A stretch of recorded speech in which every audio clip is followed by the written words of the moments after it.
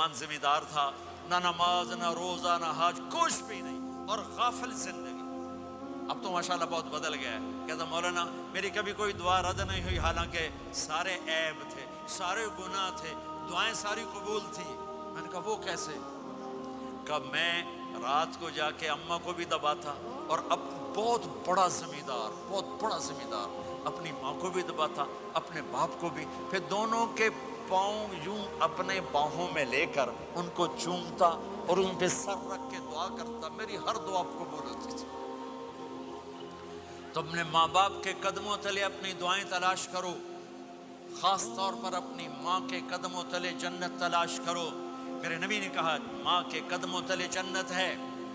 میرے نبی نے حضرت عمر سے کہا تیرے زمانے میں ایک شخص آئے گا اویس، وہ رنگ کا ہوگا کالا، قد کا ہوگا چھوٹا، اور قبیلہ ہوگا قرن، جب وہ آئے تو اس سے دعا کروانا، تو بھی اور علی بھی۔ کہ وہ کس لیے؟ کہ اویس نے ماں کی خدمت کر کے وہ مقام حاصل کیا ہے، جب ہاتھ اٹھاتا اللہ ہاتھ رد نہیں کرتا۔ عمر علی کو اویس کی دعا کی ضرورت نہیں تھی، ہمیں سکھانا تھا۔ اس عمر کے زمانے میں ان کو پتہ چلا کہ اویس آ گئے ہیں، ان کو ڈھونڈتے ڈھونڈتے پہنچے میدان عرفات میں، نفل پڑھ رہے تھے، یہ ان کے پاس بیٹھ گئے، انہوں نے دیکھا دو آدمی آ گئے، انہیں سلام پھیرا۔ حضرت عمر نے پوچھا کون ہو؟ کہ مزدور ہوں۔ کا نام کیا ہے؟ کہ اللہ کا بندہ۔ کہہ رہے بھائی اپنا نام بتا جو تیری ماں نے رکھا ہے۔ کہ تم کون ہو؟ وہ پہلی دفعہ آئے تھے، تو حضرت علی نے کہا یہ امیر المومنین عمر ہیں، میں علی ہوں۔ پھر وہ ایسے ہٹ، کہا جی میں معافی چاہتا ہوں، میں آپ کو پہچانتا نہیں تھا۔ حضرت عمر نے کہا ہمارے لیے دعا کر۔ وہ رونے لگے میں آپ کے لیے دعا کروں گا؟ کہا ہاں تو کر، کہ میرے نبی مجھے کہہ کر گئے تھے عمر عمر عمر، علی علی علی، کہ اویس سے دعا کروانا۔ کیوں؟ کہ ماں کی خدمت کر کے وہ مقام پایا ہے، جب ہاتھ اٹھاتے ہیں ہاتھ واپس خالی نہیں آتے۔ پھر ایک اور حدیث سنو، میرے نبی نے فرمایا جب لوگ جنت کو چلیں گے اور اویس بھی چلیں گے تو اللہ تعالیٰ فرمائیں گے باقی چلے جاؤ، اویس رک جائے۔ تو اویس کرنی کہیں گے یا اللہ مجھے کیوں روکا؟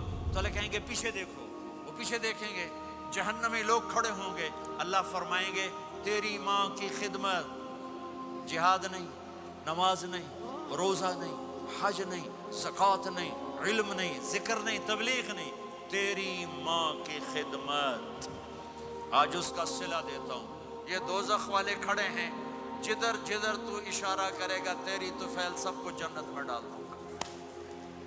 اویس، اویس، اور یہ اویس کے ساتھ بشارت نہیں، جو ماؤں کو راضی کر کے مریں گے ان کے لیے یہی مقام ہے۔ میرے بھائیوں مال ہی سب کچھ نہیں ہوتا، دولت ہی سب کچھ نہیں ہوتی ہے۔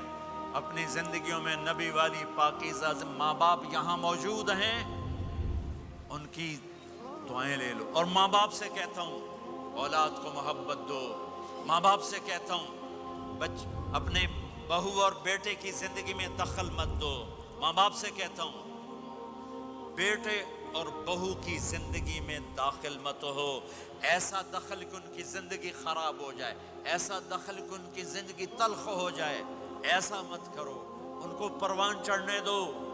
ہاں دخل دو، جب وہ آپس میں لڑ پڑیں صلح کرانے کی کوشش کرو، لیکن ایک بات ڈر کے کہتا ہوں، ساس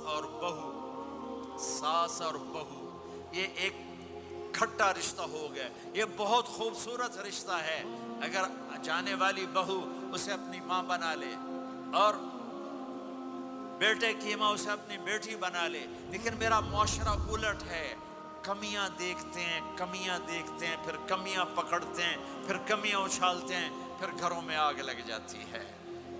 میرے بھائی بہنوں، اگر آپ والدین ہو تو اپنی اولاد کو پروان چڑھنے دو، ان میں دخل مت دو، اللہ کے واسطے ان کی زندگی کو تلخ نہ کرو، اپنی مرضی پہ نہ چلاؤ، انہیں چلنے دو، انہیں پروان چڑھنے دو۔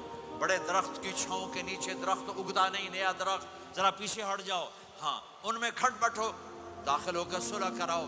جیسے میرے نبی کا واقعہ ہے، آپ اپنی بیٹی کے گھر گئے، وہ اداس بیٹھی، آپ نے کہا کیا ہوا؟ کہا میرا اور علی کا جھگڑا ہو گیا۔ آپ نے کہا علی کدھر ہے؟ کہا باہر نکل گئے۔ آپ ان کو ڈھونڈنے نکلے، مسجد سے اٹھا کے لائے، گھر میں آئے اور فرش پر ایسے لیٹ گئے، زمین پر، ادھر علی کو لٹایا، ادھر فاطمہ کو لٹایا، علی کا ہاتھ پکڑ کے یہاں رکھا، فاطمہ کا ہاتھ پکڑ کے یہاں رکھا، اور اوپر فاطمہ کے ہاتھ کے اپنا ہاتھ رکھا، یہ علی کا ہاتھ، یہ فاطمہ کا ہاتھ، اور یہ اپنا ہاتھ۔ پھر فرمایا بچوں بولو ہماری صلح ہو گئی، یہ ہے بڑوں کا کام، بولو ہماری صلح ہو گئی۔ تو دونوں نے کہا ہماری صلح ہو گئی۔ تو آپ باہر نکلے بڑے خوش خوش، صحابہ نے کہا یا رسول اللہ آپ بڑے خوش نظر آ رہے ہیں، کہ میں علی و فاطمہ کی صلح کرا کے آ رہا ہوں۔